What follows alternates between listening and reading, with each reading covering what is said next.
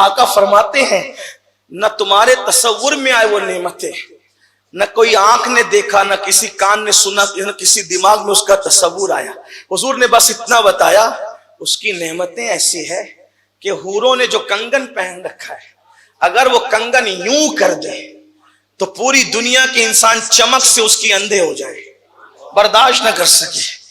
اس کی حور اگر اپنی پنڈلی سمجھتے ہیں نا بمبئی والوں، پنڈلی اگر کھول دے تو اللہ اکبر، دنیا کے انسان اس کی پنڈلی کی روشنی کی بنیاد پر اپنی عقل کھو دے، پاگل ہو جائے، دیوانے ہو جائے.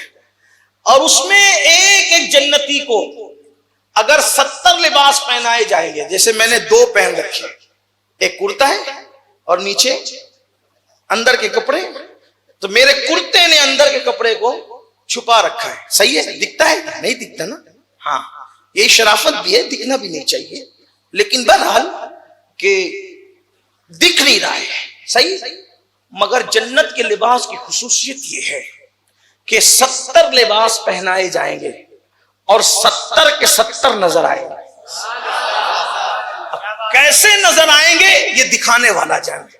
ایک اور بات، اگر کوئی آدمی کا جسم آپ کپڑے میں دیکھو تو خوبصورت لگتا ہے نا، لیکن اگر اس کو بغیر کپڑے کا دیکھیں تو گھن آتی، زیادہ تر یہی ہوتا ہے. صحیح ہے. لیکن جنت میں جو حوریں ہیں، جنت نعیم کی بات کر رہا ہوں، اور بھی جنتیں ہیں، اس میں ان کی چمڑی دکھے گی، ان کا گوشت بھی دکھے گا، ان کی ہڈی بھی دکھے گی، ہڈی کا گودا بھی دکھے گا، اور وہ اتنی خوبصورت لگ رہی ہوگی، اتنی خوبصورت لگ رہی ہوگی کہ اللہ اکبر، انسان ان کا حسن دیکھ کر کے کہے گا کہ یہ جنت کی حوریں اتنی خوبصورت ہے، یہ جنت کی، ہم نے ایسا حسن تو نہ دیکھا ہے نہ سنا ہے.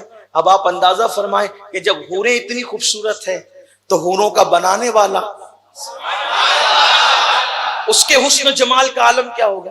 تو حضور علیہ السلام نے پھر وہاں کی نہر کا ذکر کیا. نہر میں جو کنارے ہیں مشک کے ہیں، نہروں کو بہنے کے لیے گڈھا چاہیے، لیکن جنت کی نہریں گڈھے میں نہیں بہتی، وہ زمین پہ بہتی ہے، اس کو گڈھا نہیں چاہیے، نہ ادھر پانی بڑھتا ہے نہ ادھر بڑھتا ہے، اعتدال میں بہتا ہے.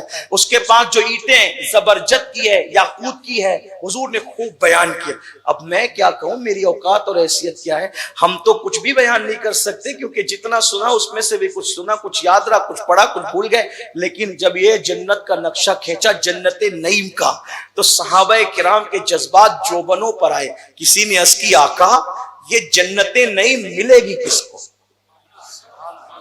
آقا سے جنت، بھائی مالک جنت سے حسن جنت سنا تو پھر پوچھا، صحابہ نے پوچھ لیا حضور یہ جنت ملے گی کس کو؟ آقا نے فرمایا مفت میں ملے گی، فری میں. فری میں کہہ رہا ہوں، مفت میں ملے گی، بے حساب ملے گی. کام ایک ہی کرنا ہے. کیا کرنا ہے؟ میرے آقا غیب دا نبی فرماتے ہیں کوئی خوبصورت عورت سامنے آ جائے، بندہ یہ سوچ کر اس کو نہ دیکھے کہ اللہ دیکھ رہا ہے. کوئی حسن و جمال سامنے آ جائے، خوبصورت عورت، اور بندہ یہ سوچ کے کہ اللہ دیکھ رہا ہے، بس نظر جھکائی، اللہ اس کے لیے بے حساب جنت نعیم میں جانا لکھ دیتا ہے. کتنی سستی ہے وہ تو نہایت سستا سودا، بیچ رہے ہیں جنت کا، ہم مفلس کیا مول چکائے، اپنا ہاتھ ہی خالی ہے. اللہ اکبر. آنکھوں پہ کنٹرول کیا، تنہائی میں کوئی نہیں دیکھ رہا ہے، صرف اللہ دیکھ رہا ہے، اور اس تصور کے ساتھ نظریں جھک گئی. کہاں ہے وہ نوجوان جو یہ کہتے مولانا اگر اللہ اکبر زندگی میں لڑکی نہیں تو زندگی کا مزہ کیا، زندگی میں چکر مکر نہیں تو زندگی کا مزہ کیا، زندگی میں ٹرنٹنگ نہیں تو زندگی کا مزہ کیا. ارے نادان، یہ زندگی چند لمحوں کی ہے، 4 دن کی چاندنی ہے. دیکھ اپنے نبی کو کتنے سستے میں تجھے بے حساب جنت دلا رہے ہیں. آنکھوں پہ کنٹرول کیا، اکیلے میں اللہ دیکھ رہا ہے، اور جس چیز کو رسول اللہ نے دیکھنے سے منع کیا ہے نظریں جھک گئی، بے حساب جنت کا پروانہ مل گیا. اسی پہ بس نہیں، میرے آقا یہاں تک فرماتے ہیں جو اکیلے میں ہو اور کوئی حسن اس کو دعوت نظارہ دے رہا ہو، اور ایسے عالم کے اندر اللہ دیکھ رہا ہے، اس تصور کے ساتھ وہ نظریں جھکا لے، اللہ اسی وقت 360 حوروں کے ساتھ اس کا نکاح فرما دیتا ہے. 360 حوروں کا وہ شوہر بن جاتا ہے اسی وقت نظریں جھکانے سے. اور اگر ایسا نہ کیا, تنہائی میں گناہ کیا, تو اس کا معکوس دیکھ رہے ہیں, اللہ سے اعلان جنگ کرنے کے برابر, اللہ سے اعلان جنگ قبول کرنے. یا اور بلکہ یہاں تک حدیث پاک میں آیا, جو اللہ کا اعلان جنگ قبول کرے گا اللہ اس کی نسلوں کو برباد کرے گا, اس کی نسلیں. لوگوں کے کاروبار یوں ہی, لوگ کہتے ہیں مولانا کسی نے کچھ کر دیا, میرا کاروبار بہت اچھا چلتا تھا نہیں چل رہا. مولانا کسی نے کچھ کر دیا, میری بیٹی کو رشتے نہیں آتے. مولانا کسی نے کچھ کر دیا, میں بیمار رہنے لگا. مولانا کسی نے کچھ کر دیا. اور پھر آپ کے یہاں پھر ماشاءاللہ بابا گیری بھی زوروں پر ہے. پھر لوگ مجبوروں کو اور لوٹتے ہیں, خوب کماتے ہیں, پریشان کو اور پریشان کرتے ہیں. سب ایسے, میں یہ نہیں کہتا, سب کو نہیں کہتا, لیکن اتنا ضرور کہتا ہوں میرے بھائی, ہمیں کسی نے کچھ کیا یا نہیں کیا مجھے نہیں پتا, لیکن ہم نے اپنے آپ کے لیے کیا. کیونکہ میرے آقا علیہ السلام کی حدیث پاک کا مفہوم ہے, جو رات کو گناہ کرتا ہے دن کو اس کا اثر سزا کے طور پہ دیکھتا ہے. جو دن کو گناہ کرتا ہے رات کو اس کا اثر سزا کے طور پہ دیکھتا ہے. اللہ پاک, اللہ اکبر, ڈائریکٹ کسی کو سزا نہیں دیتا, سزا کے اسباب پیدا کرتا ہے. کسی کی اولاد کو اس کا بے وفا بنا کر سزا دیتا ہے, کسی پہ بیماریاں مسلط کر کے سزا دیتا ہے, کسی کا بڑھاپا لائق رحم بنا کر سزا دیتا ہے. بے شمار ایسے جوان آپ نے دیکھے ہوں گے جنہوں نے جوانی میں پانی میں آگ لگائی, جنہوں نے دولت اور جوانی کے نشے میں اللہ رب العزت کے چیلنج کو قبول کیا, اس کے جنگ کے چیلنج کو قبول کیا.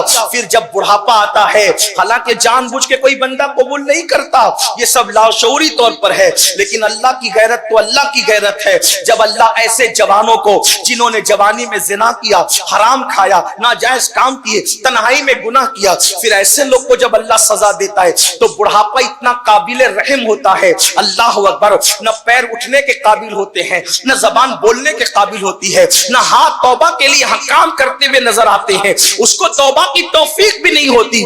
یاد رکھنا, خدا کی دی ہوئی مہلت کو اس کا مس یوز نہ کرو, اس کا غلط استعمال نہ کرو. آؤ حضرت سیدنا زید رضی اللہ تبارک و تعالیٰ عنہ ارشاد فرماتے ہیں تنہائی میں گناہ کے حوالے سے, اس کو علامہ شعیب علیہ الرحمن نے اپنی کتاب میں لکھا ہے. علامہ زید علیہ رحمت و رضوان, امام زید فرماتے ہیں کہ میری عادت تھی کہ میں قبرستان جاتا تھا, اور قبرستان اس لیے جاتا تھا کہ وہاں جا کر کے میں تھوڑا سا عبرت حاصل کروں.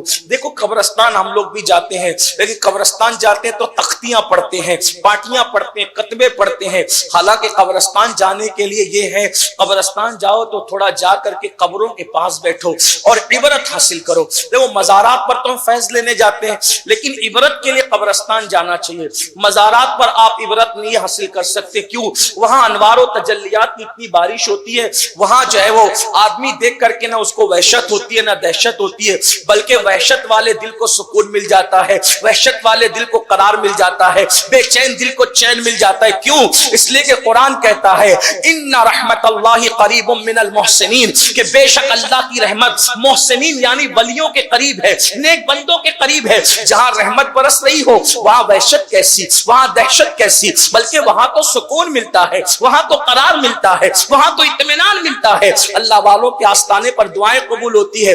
فیض لینا ہے تو ولیوں کے یہاں جاؤ, اور عبرت حاصل کرنا ہے تو قبرستان جاؤ. تھوڑی دیر آنکھیں بند کر کے سکون سے بیٹھو, یا آنکھیں کھول کے بیٹھو, سوچو اس قبر کے اندر کوئی تو سو رہا ہے, وہی سو رہا ہے. کبھی کوئی فٹ پاتھ پہ سوتا تھا, یہاں سو رہا ہے. کوئی محل میں سوتا تھا, یہاں سو رہا ہے. فٹ پاتھ پہ سونے والا اور محل میں سونے والا دونوں کی قبریں بازو بازو میں ہے. ایسا لگتا ہے دونوں سکون سے ہے, لیکن پتہ نہیں کس کی قبر جنت کے باغ میں سے باغ ہے, کس کی قبر جہنم کے گڑھوں میں سے گڑھا ہے, کچھ بھی نہیں پتا. لیکن دنیا دنیا دنیا میں اتنا مصروف ہوا انسان, آخرت بھولا, قبر بھولا, حشر بھولا.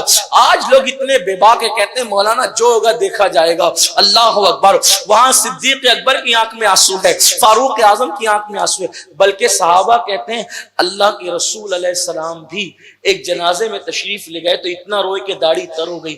ہم نے کہا یا رسول اللہ, قبروں کو دیکھ کر آپ بھی رو رہے ہیں؟ آپ غور فرمائیں, اللہ کے رسول سے قبروں کو دیکھ کے حضور آپ بھی رو رہے ہیں. حضور کا یہ رونا تعلیم امت کے لیے تھا, ورنہ قبر کیا چیز ہے. حضور قدم رکھ دے تو وہ قبر جنت کے باغوں میں سے باغ بن جائے, یہی تو ہے. لیکن حضور رو رہے طالب امت کے لیے، اور ہمیں رونا نہیں آتا. ہم تو دنیا اور رشتہ داری کی اس کی اڑگم دڑگم بات کرتے جاتے ہیں اور جنازے پہ مٹی دیے نہیں دیے نکل جاتے ہیں. تھوڑا بیٹھ کر سوچو، ہڈیاں پگھل گئی لوگوں کی، ہڈیاں کھا لی مٹی نے. کیسے وہ لوگ تھے، کوئی متولی صاحب، کوئی حاجی صاحب، کوئی غازی صاحب، کوئی یہ صاحب، کوئی وہ صاحب، ہے کسی کی چلی وہاں؟ سب مٹی میں سو رہے ہیں. بس بات اتنی ہے، نہ خاندان، نہ قبیلہ، نہ خطہ، نہ علاقہ، نہ ڈگری، کچھ نہیں. بس اتنا بندے راضی مجھے کیا یا نہیں. اگر تو نے راضی کیا تو فرشتوں سے بہتر ہے، اور ناراض کیا تو پھر تو کتے سے بدتر ہے. یہی تھی، اور کیا ہے. بابا بلے شاہ کہتے ہیں اٹھ بلیا چل یار منا لے، ورنہ بازی لے گئے کتے. اگر خدا کو ہم منا نہ سکے، کتا آگے نکل گئے، ہم پیچھے رہ گئے.